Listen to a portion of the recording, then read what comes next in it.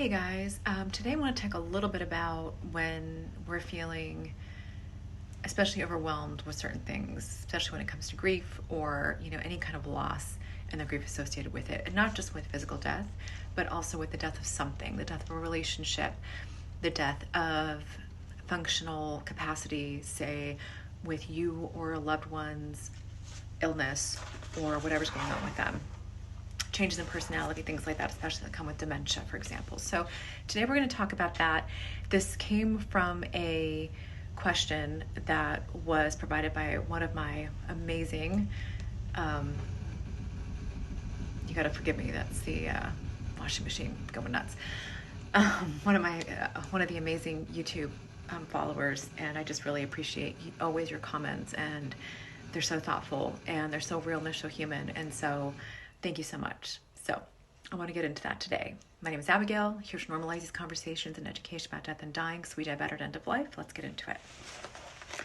Okay, so I did one video and one episode before, a podcast episode before, about feelings of desperation, and I did a little short one on that. But I want to talk to you today about when things, especially when grief hits and when you feel like you have no control over these changes and all the grief that comes with changes. And again, I really do apologize for any additional noise.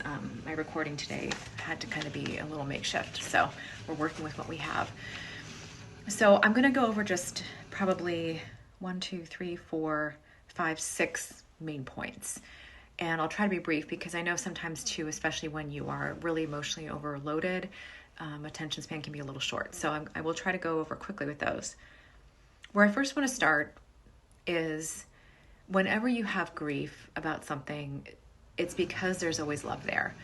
And I mention that because sometimes I guess we just don't always have that at the forefront, but I like to kind of keep that at the forefront because it's important for us to connect with the fact that yes, we're dealing with all this pain, we're dealing with all this overwhelm and all the bullshit that comes with it, but that's coming because we're coming from a place of love. And that is an incredibly human experience, to be in a place where you are just so full of love for something, someone. Even like being able to use your legs, taking yourself to the bathroom, and then you've lost that to, a loved one, a parent, whatever it is, dying or changing in a way that's really significant due to their medical condition. And I just want to keep that at the forefront because that is really important. That shows just what an amazing, complex person that you are. Now, second, and I think this is the biggest thing, and you're not going to like it probably, but this may help. In fact, when I talk to people, this usually does help. And what I do want to say too is there is always a medical disclaimer at the beginning of these.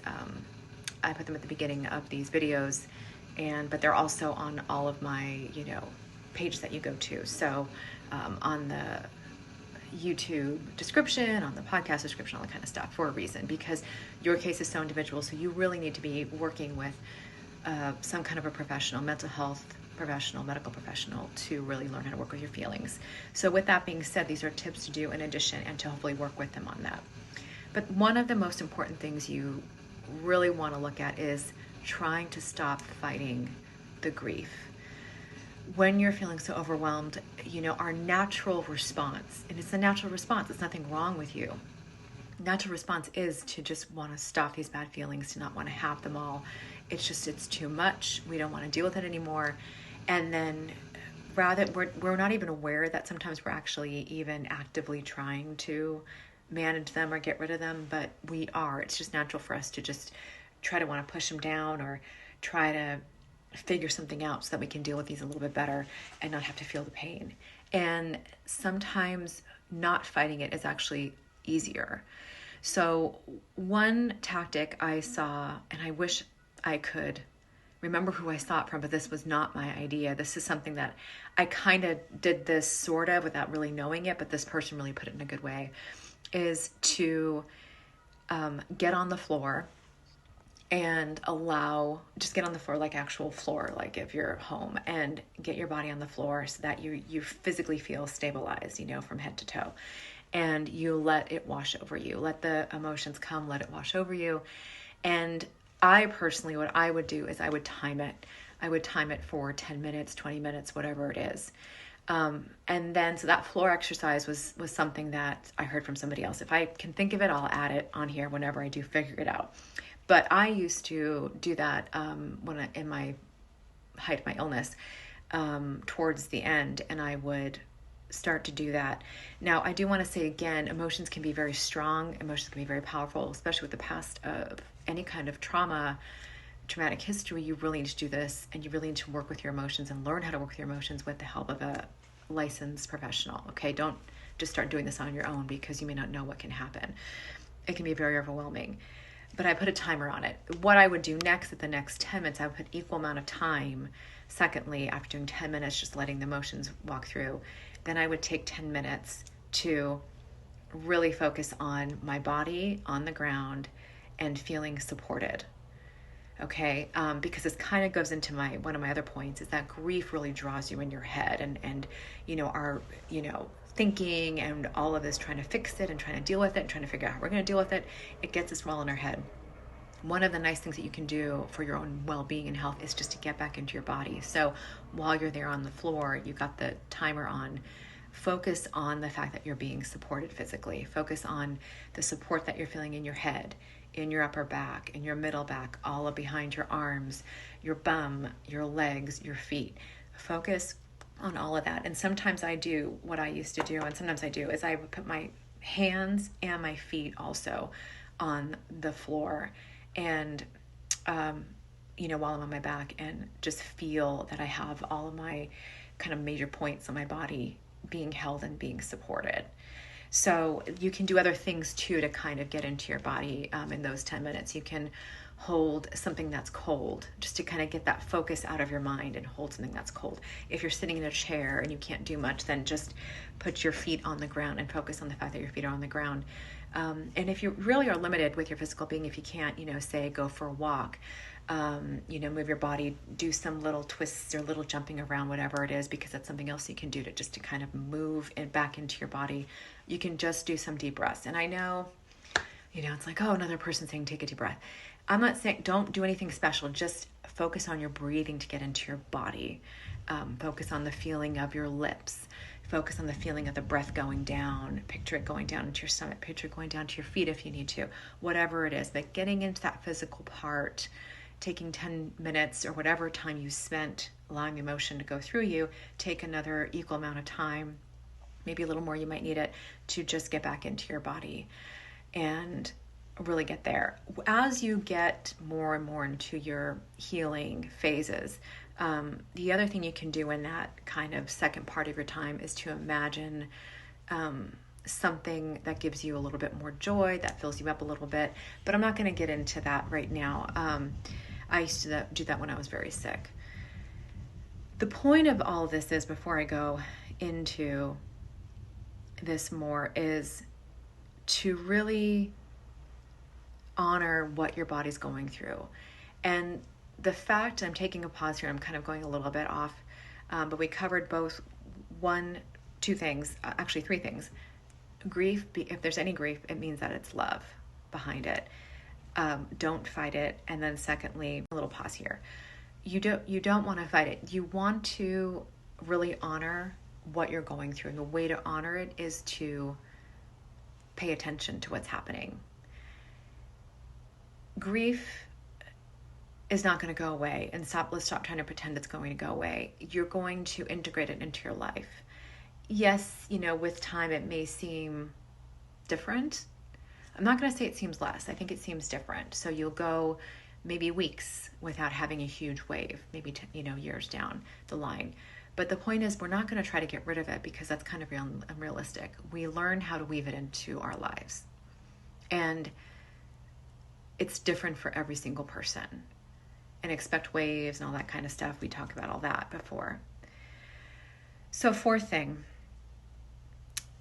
really important that you establish just one simple ritual every single day, whether that's going outside and getting the sunlight in your eyes and listening to the birds.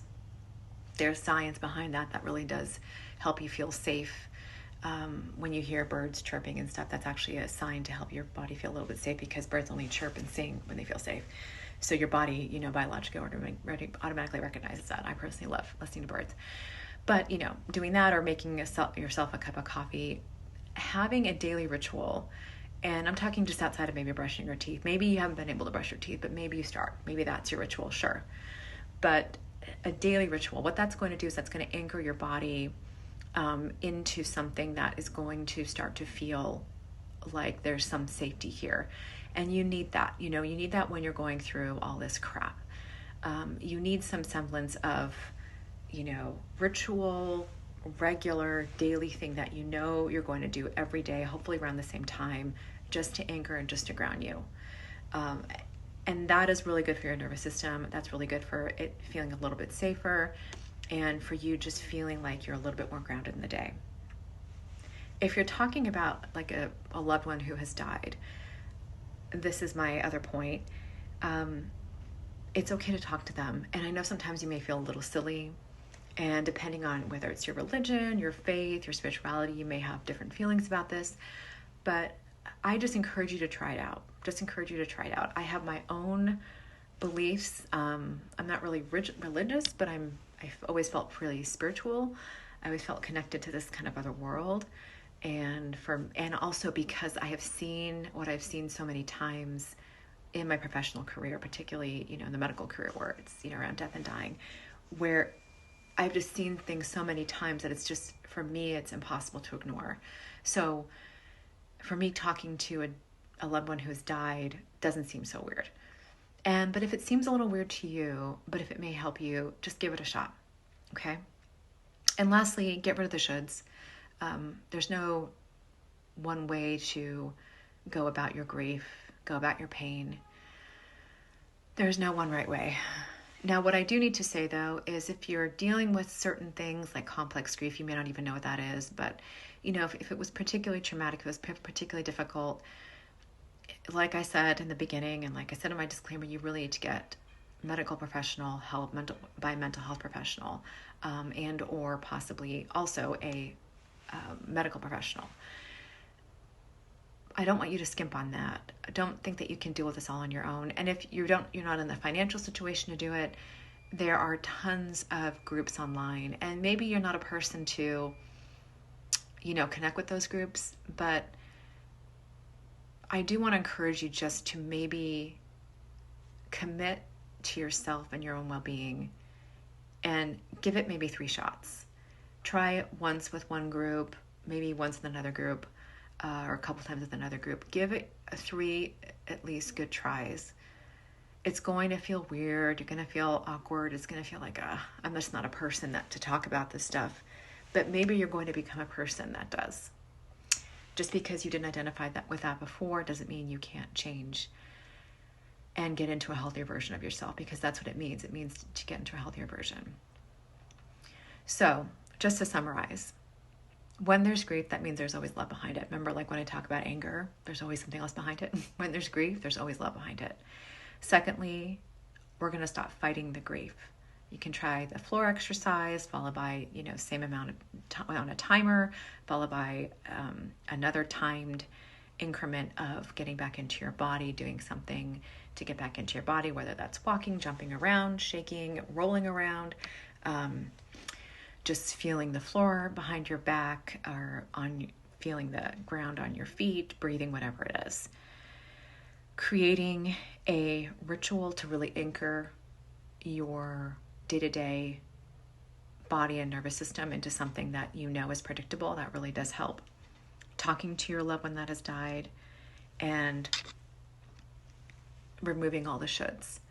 And remembering, when I took that little break in between, remembering that grief is not something we try to get rid of. It's something that we integrate into our lives. And there's something to be said for the deepness that it pulls us into. And, I wrote this in my book, and I remember writing this part of my book. And I think I did something on social media where I read this part, where I say, does it have to be something horrible? I'm paraphrasing. Does it have to be something horrible, terrible to make us heal and make us feel more whole in this world and whole in ourselves? Because it doesn't feel like that at the moment. It doesn't feel like, it feels like everything's crumbling around us, like we're falling apart, the world's falling apart. But these moments of pain, these moments of grief, and all these moments where we have these, quote, hard emotions, and I put those in quotes because, we tend to put those in like little buckets of bad emotions, negative emotions, hard emotions, whatever it is, over these moments of joy and fun and all that kind of stuff. It does take us somewhere where we obviously didn't want to go, but it takes us somewhere sometimes where we may need to go for our own, whatever it is, life flippin' journey. And I know we didn't ask for it, but maybe there's something on the other side. And last of all, I do want to say, break it up. Don't try to deal with this again. I heard my spiel about going to professional help, and I always want you to do that. But take breaks, distract yourself, and do deliberate things to make yourself laugh, whether it's watching a TV show or something, or going to a comedy show or something to try to make it laugh and distract yourself. Or take up some really what you think is a useless hobby. Maybe you think it's a useless hobby, but maybe it's going to be helpful. Whether it's impromptu stuff, impromptu acting, crocheting, bird watching, my personal favorite. And this was something I used when I was really in the midst of my illness. Anyway, that's to start off. Let me know if this helped you, especially the person that asked. I really need to know if this helped you or not. If you have a specific question that comes from this, please put it down in the comments, and I will, of course, address another video. I'm more than happy to do this. All right, I love you all. Let's continue to normalize these conversations in education about death and dying so we die better at end of life, and hopefully live a good one till we get there. Thank you for your comments. Thank you for your questions.